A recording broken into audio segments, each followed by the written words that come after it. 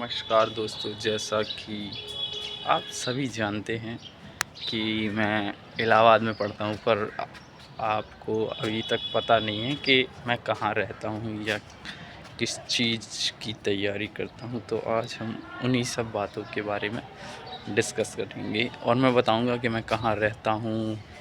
ये जो आप देख रहे हैं, ये मेरा रूम है। मैं 4th फ्लोर पे रहता हूँ, प्रयागराज में, राजापुर सिविल लाइन के अंदर। और एक और चीज़ जो मैं आप लोगों को दिखाना चाहता हूँ, लोग पूछते हैं कि वहाँ कैसा माहौल है, क्या चीज़ें हैं सब, तो मैं दिखाऊँ आप सभी को, देखें कैसा माहौल है। ये छत पे बकरियाँ बंधी हैं, ऐसा है माहौल। वो देख सकते हैं जो खाली प्लॉट डले हैं उन पे कचड़ा, मतलब लोग सोचते नहीं हैं कि अगर जैसे किसी का प्लॉट खाली है तो एक तो सरकार की भी थोड़ी सी यहाँ पे गलती है, क्योंकि यहाँ सारे स्टूडेंट्स ही रहते हैं और वो कचरे वाली गाड़ी कभी कभार आती है तो लोग फेंकते हैं।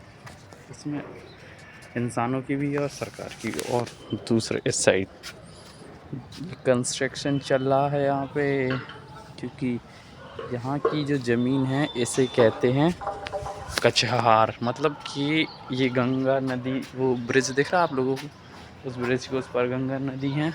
तो कचहार इसलिए कहलाता है क्योंकि यहाँ की जो ज़मीन होती है वो नाम पे नहीं होती, वो बिना नाम के जिसके पास भी पैसा है तो वो मकान बनवाए और किराए पे चढ़ा दे।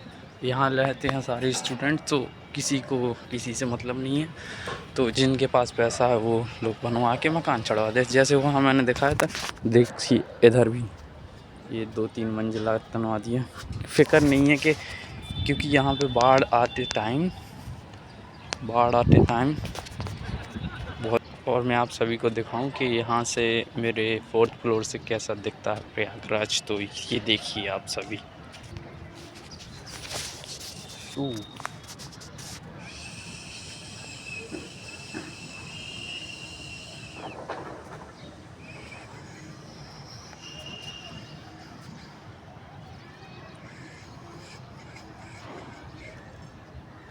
And this is the view.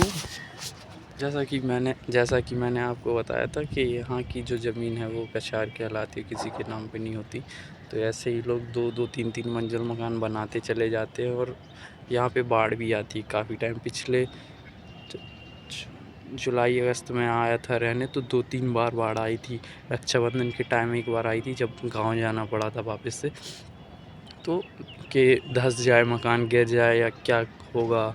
जो रहते हैं उनको किसी चीज़ से कुछ मतलब नहीं, बस वो पैसा छापना चाहते हैं। तो चल रहा है ना, सरकार ध्यान देती है इन सब चीज़ों पे, इल्लीगल चल रहा है, सब काम चल रहा है बस, क्योंकि जो गवर्नमेंट है वो पैसा दो उन्हें तो उन्हीं के साइड है, और इसमें कोई कुछ नहीं कर पाता, क्योंकि सरकार युवाओं के हाथ में है। लेकिन युवा नौकरी के चक्कर में, और नौकरी आजकल मिलना बहुत मुश्किल है। हाँ, तो मैं भी एसएससी जीडी का भी पेपर है मेरा, 23 फेब के बाद से है। मैं उसी की प्रिपरेशन कर रहा हूँ, देखते हैं क्या होता है, बताऊँगा मैं आप सभी को। बाकी यहाँ के यही हाल है। लाइब्रेरी है पीछे, मैं लाइब्रेरी में भी जाता हूँ। फिर उसके बाद मेरी कोचिंग रहती है 3 बजे से 6 बजे तक, कभी कभी 7 भी बज जाते हैं। बस यही चल रही है ज़िंदगी। और एक और समस्या यहाँ पे है जो स्टूडेंट्स को, मैं स्टूडेंट्स के साइड से बात कर रहा, कि बहुत सारी समस्या यहाँ फेस करनी पड़ती है, क्योंकि जो मिडिल क्लास रहते हैं वो यही चाहते हैं कि हमें कम से कम पैसों में मतलब रूम मिल जाए रहने खाने के लिए हम लोग करें। तो जो मिडिल क्लास स्टूडेंट्स रहते हैं वो यही ढूंढते हैं कि कम किराए में रूम मिल जाए। जैसे अभी मैं यहाँ रह रहा, तो इसका 3500 रुपये महीने का जाता है, तो ये नॉर्मल ही है, मतलब मिडिल क्लास ही। तो इस चक्कर में जो यहाँ के लोग हैं वो, हाँ, तो किराया इतना लेते हैं। रूम ऐसे ही सादा रूम है, और फिर अगर कोई बीमार हो जाए, जैसे यहाँ की पानी है तो ग्राउंड लेवल बहुत कम है, क्योंकि बाढ़ आती रहती है तो पानी का जो है वो टेस्ट ख़राब है। और मच्छर बहुत ज़्यादा है, क्योंकि यहाँ पे प्लॉट्स में हमेशा गंदगी रहती है, खाली प्लॉट्स डले रहते हैं, कचरे की गाड़ी टाइम पे ना आना, या और भी कई चीज़ें। स्टूडेंट्स रहते तो स्टूडेंट्स तो जानते ही आपके कचरा, उनको तो सफाई करना, पहली बात ये है कि सफाई कर दी तो बहुत बड़ी बात है, और सफाई कर दी उसके बाद ये कि कचरा रखे रहो 6-7 दिन में गाड़ी आ रही है फिर उसमें डालो तो वो भी फेंक देते हैं, कोई ध्यान नहीं देता, इसलिए मच्छर बहुत ज़्यादा है यहाँ पे। और रही बात बीमारी की, तो होते रहते हैं बीमार, मैं भी एक बार हुआ था भाई, मेडिकल पे जाओ बीमार, मैं 3-4 जांचें करवा लो, ये करवा लो, वो करवा लो, और दम से पैसे ले रहे हैं। तो सिस्टम करप्ट है पूरा यहाँ का।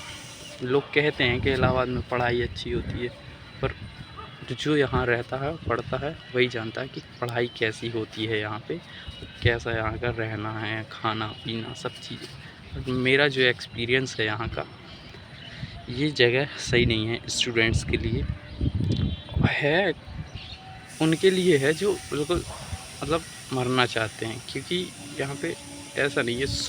पहली देखो, पढ़ाई करना अच्छी बात मैं भी मानता हूँ, लेकिन पहला अपना स्वास्थ्य ज़रूरी है। अगर वो रहेगा तो ही तुम कुछ कर पाओगे ना ज़िंदगी में। ऐसा तो है नहीं पढ़ लिख लिया, अच्छी नौकरी हासिल कर ली, लो में लंग्स कैंसर हो गया, लो निपट गए। तो ये सारी चीज़ों का ध्यान रखा जाता है। मेरा ओपिनियन प्रयागराज का यही है कि सबसे अच्छी चीज़ है ऑनलाइन कोचिंग करो, एक लाइब्रेरी बुक करो, बड़ी बैठ के पढ़ो, ना कहीं जाओ, घर से दूर अपने माता पिता के पास रहो, ऑनलाइन स्टडी करो, बस जाने से बेहतर है, क्योंकि बहुत सारी समस्याएं होती हैं। थैंक यू गाइस, जुड़े रहिए हमारे साथ और मिलते हैं आगे की ज़िंदगी में, हम साथ हैं आपके।